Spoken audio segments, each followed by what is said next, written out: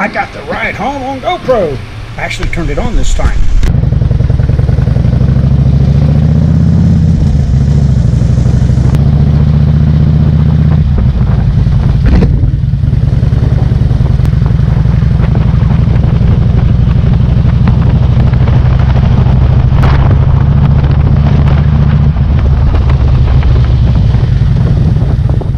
The purpose of this video is to show people what Texas looks like, at least central Texas on the edge of the hill country.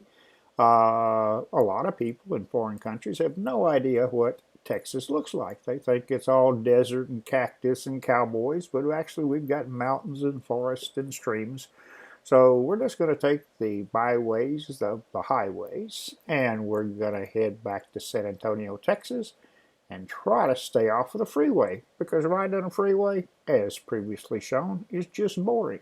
And here I'm cutting the audio because the motorcycle noise, not the motorcycle noise, the wind noise becomes absolutely intolerable for a video. And I'll try to think and put in some appropriate music. That's the hardest part of making videos, is finding music that's not copyrighted. Also, here I'm going to double the speed of the video playback so that it's shorter.